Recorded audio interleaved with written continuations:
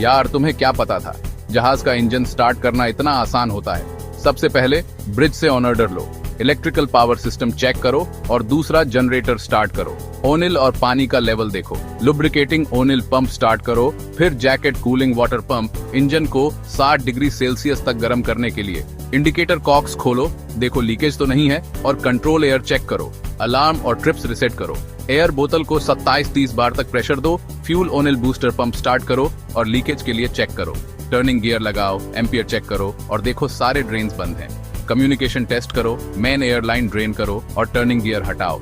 जब टेम्परेचर सही हो जाए, मेन एयर स्टार्ट वाल्व खोलो, स्टार्ट एयर सिग्नल दो और आखिर में फ्यूल से किक स्टार्ट करो। ब्रिज को बता दो, engine ready. Namaste dosto, welcome back to the channel. Today, we're about to tackle a question that I get asked all the time. And that is, how in the world do you start a gigantic ship engine? You know, the kind that powers those massive cargo ships across entire oceans? It's not as simple as turning a key and hitting the gas, I can tell you that much. There are gauges to check, valves to open and close, and a whole lot of buttons that would make even a seasoned gamer break a sweat. But don't worry, I'm here to break it down for you step by step in a way that even your grandma who still thinks Facebook is a fad can understand. So buckle up, because we're about to dive headfirst into the fascinating world of merchant navy engineering. Alright, so picture this. You're chilling in the engine control room, sipping your chai, when suddenly the bridge calls. They need the main engine up and running, stat. Time to get this show on the road. First things first, we need to make sure the engine is actually ready to be turned on. That means checking everything. And I mean gauges, dials, you name it. Is the oil at the right level? Is the engine cool? Or is it running a little hot under the collar? We need to know. This is like giving the engine a quick checkup before we hit the gym. You can't run a massive ship engine on hopes and dreams, my friends. We need power. Specifically, electrical power. So next up, we're firing up the second generator.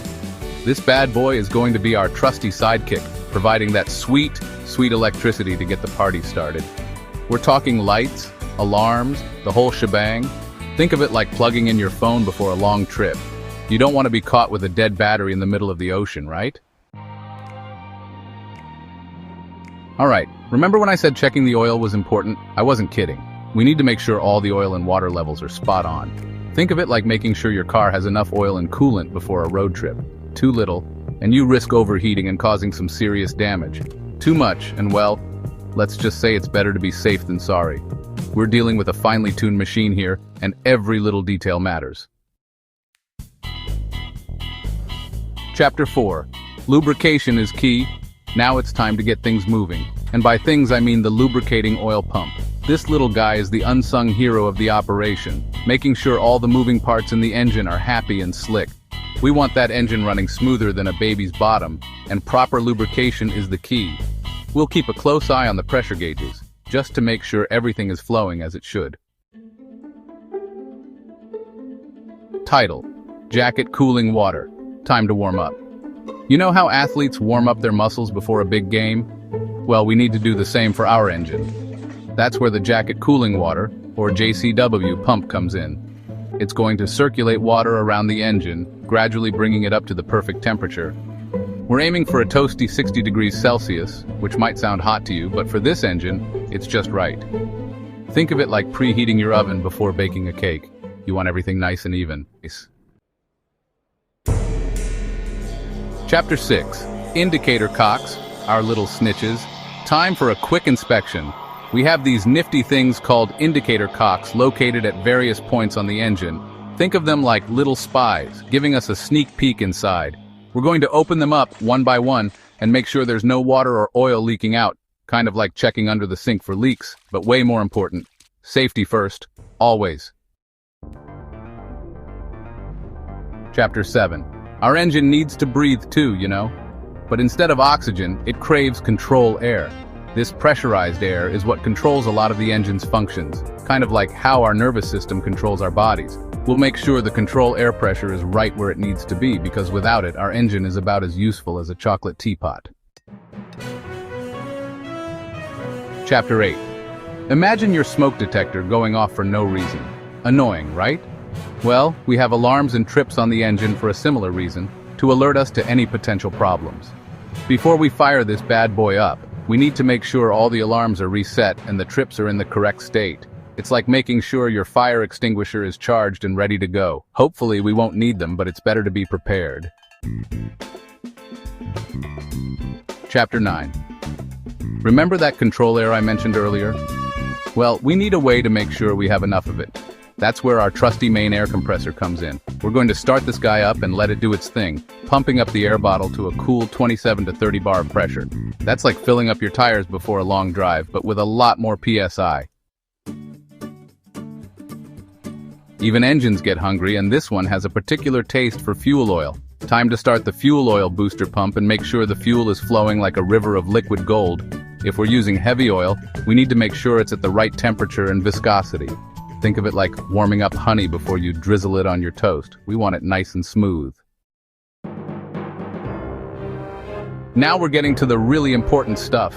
The boiler water circulating pump is like the heart of the engine room. It keeps the boiler water flowing, which is essential for generating steam and ultimately powering the ship. We'll make sure this pump is running smoothly because without it, we're dead in the water, literally. Alright, time for one final check before we go live. We're going to do a thorough inspection of the entire engine room, looking for any signs of leaks. Water, oil, you name it, we don't want to see it. This is like checking your house for leaky faucets, but on a much larger scale. Safety first, always remember. Before we can even think about starting the engine, we need to make sure the propeller has enough clearance to spin freely. The last thing we want is to hit something and cause damage. We'll get confirmation from the deck crew that the area around the propeller is clear and we're good to go. It's like checking your blind spot before changing lanes, but with a lot more at stake. Alright folks, it's time to wake up this sleeping giant. We're going to engage the turning gear, which is basically a smaller motor that helps rotate the main engine before it starts itself. We'll keep a close eye on the ampere meter to make sure the turning gear motor isn't working too hard. It's like giving the engine a gentle nudge before it's ready to run on its own. Just like us, engines need to breathe easy. We're going to check all the turbocharger and scavenge air drains to make sure they're clear of any obstructions. These drains are like the exhaust pipes of the engine, and any blockages can cause all sorts of problems. We'll make sure they're clear and properly shut so the engine can breathe a sigh of relief. To give our engine a little extra boost during startup, we're going to enlist the help of the auxiliary blower. This handy device helps force extra air into the engine, kind of like giving a runner an oxygen mask at the starting line. We'll set it to auto and let it do its thing, giving the engine that extra push it needs to come alive. Before we hit the big red button, we need to make sure the engine control is set to the engine control room, or ECR. This is kind of like choosing who's driving the car. We want to be in control down here, not some rogue AI or a bunch of monkeys playing with levers. Safety first, always remember. Communication is key in any team effort, and starting a ship engine is no different. We need to make sure we can communicate clearly with the bridge and other crew members throughout the process. So we'll do a quick test of all our communication systems, from the good old-fashioned telephones to the fancy intercoms. We don't want any miscommunications causing a Titanic-sized problem. Remember that control air we've been talking about so much? Well, over time, some moisture and other contaminants can build up in the main airline. So before we start the engine, we're going to drain the line, just to make sure we're starting with a clean slate. It's like cleaning out your air filter before a long drive. Fresh air, happy engine? Alright, the engine is warmed up, lubricated, and ready to roll. We can finally disengage the turning gear, which has been patiently helping us out this whole time. It's like taking the training wheels off a bike. Time for the engine to spread its wings and fly solo. After all that prep work, the moment of truth has arrived. We've reached the engine's operating temperature. All systems are go, and we're clear to start. We'll open the main air start valve, close the main airline drain valve, and get ready for the magic to happen. It's like the countdown to a rocket launch, but instead of going to space, we're just going for a nice leisurely cruise across the ocean. With a deep breath and a steady hand, we give the start air signal using the control lever. On some ships, They still use the old-school telegraph lever, which is kind of cool. The main engine will spring to life, powered by a burst of compressed air, and the entire engine room will come alive with the sound of machinery. It's like waking a sleeping giant. But instead of being scared, we're filled with a sense of awe and accomplishment. We did it! The engine is running smoothly, all the gauges look good, and we can finally breathe a sigh of relief. We'll close the indicator cocks, give the engine a quick once-over, and then it's time to inform the bridge that we're ready to set sail. Starting a ship's main engine is a complex and challenging process, but with careful planning, teamwork, and a whole lot of know-how, it's all in a day's work for us maritime engineers. And that's how you start a merchant navy ship's main engine. It's a complex process with a lot of steps, but as you saw, it's all about careful planning, attention to detail, and a healthy dose of respect for the awesome power of these massive machines. If you enjoyed this deep dive into the world of maritime engineering, don't forget to give this video a big thumbs up and subscribe to the channel for more awesome content. Until next time, fair winds and following sea.